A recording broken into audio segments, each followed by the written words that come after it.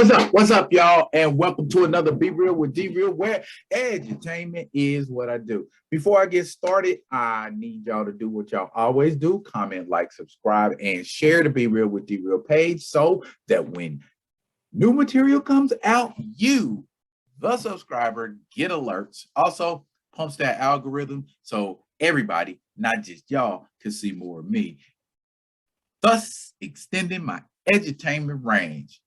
Anyway, let's get down to it. Okay. A lot of characters in comics who are popular today, specifically superhero comics, did not premiere or start out as superhero-based characters.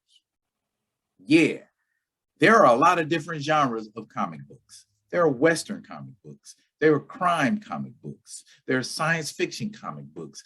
And they're horror comic books. So those are just four different genres. Like even back in the day, like at the turn of the 20th century, you had like stories about characters like Tom Swift, Tintin, Steve Canyon, Tarzan, Flash Gordon. None of these characters were super powered per se, and none of the situations they were in were comic book based situations.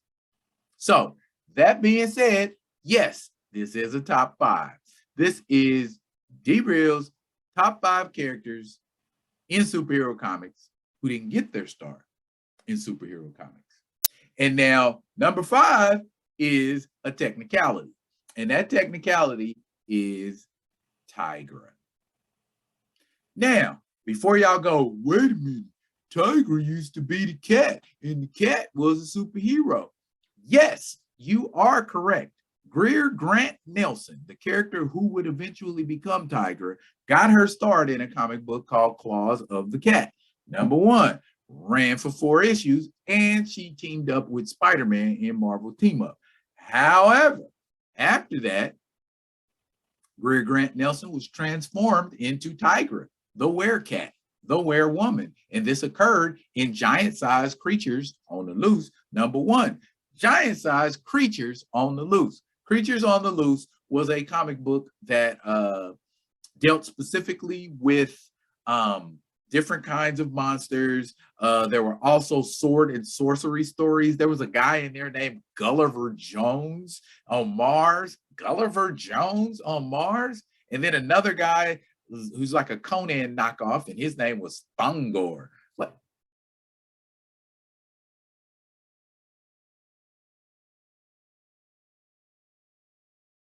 Y'all getting lazy? You know what I'm saying? What's up with them names? But anyway, Tigra got her start in Giant-Sized Creatures, illustrated by Tony Isabella and written by Don Perlin.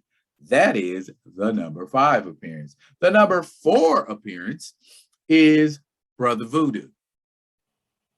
Yep, Brother Voodoo, who is currently, or at one point was, a Sorcerer Supreme, got his start in a comic book called Strange Tales, issue number 169 to be specific, created by Len Wein, Roy Thomas, Stan Lee, and drawn by none other than J.R.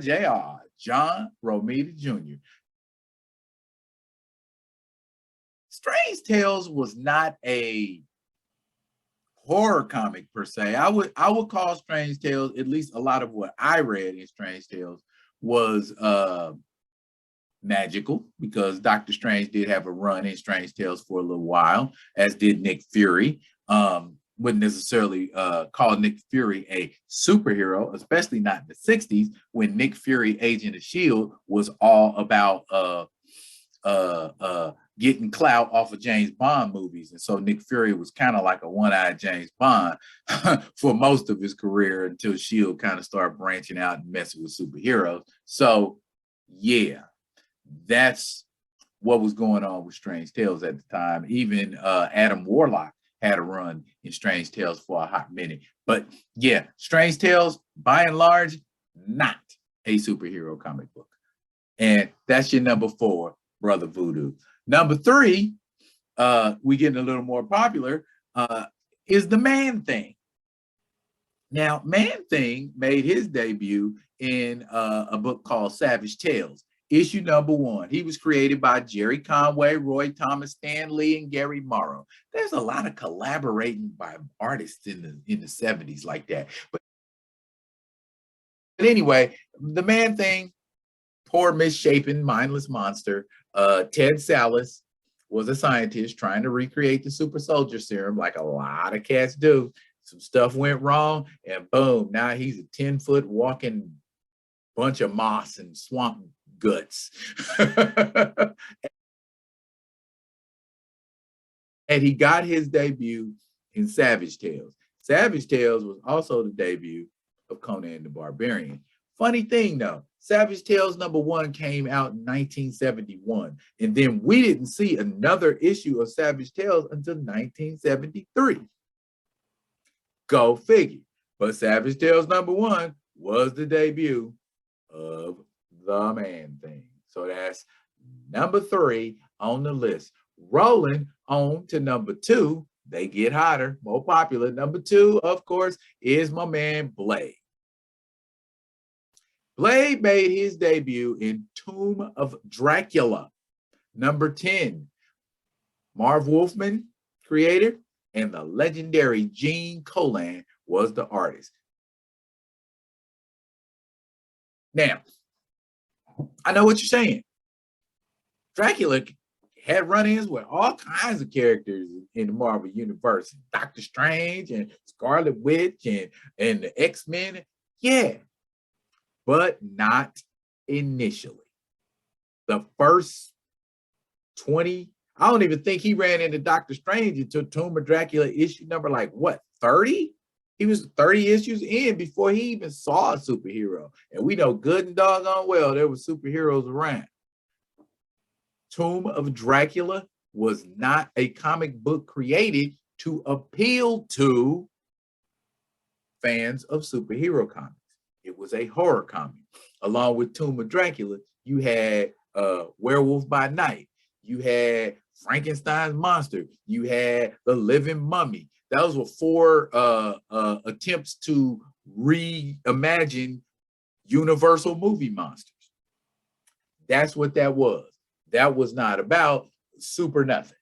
Okay. And Blade just happened to be a vampire hunter that threw wooden stakes at people and was immune to vampire bites. Thank goodness they retroactively made him into a vampire who, as they put it in the movie, has all of a vampire's strengths, but none of their weaknesses. Okay. That's your man Blade. He number 2. So who you think number 1 is? Is number 1 going to be somebody shocking? Is number 1 going to be somebody strange? Is number 1 going to be somebody we ain't expecting? I don't know. But number 1 is Moon Knight.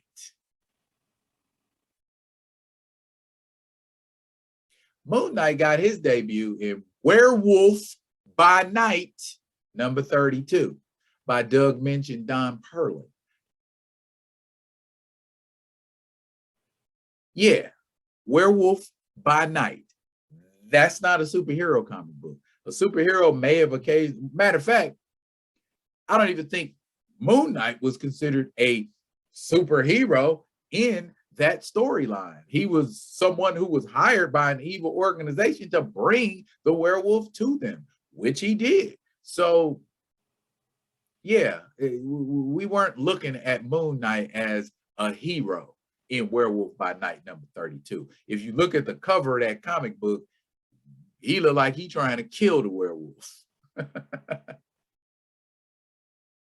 But yeah, that's where Mark Spector got his debut. Mark Spector was first seen in a comic book about a werewolf. That's your number 1. And there you have your top 5 characters who got their start in other comic genres. What do y'all think about that? Do y'all think am I kind of edging with the categories, or am I doing a little more or a little less than I should? Technicalities is technicalities. Truth is truth, and education is education. Y'all tell me about some superheroes that y'all know of, or characters, not necessarily even superheroes, who got their start in different comic book genres. Drop it in the comments below. And as always, I'll be coming at you with another one of the other ones. And until I am, y'all be good. Be good to each other.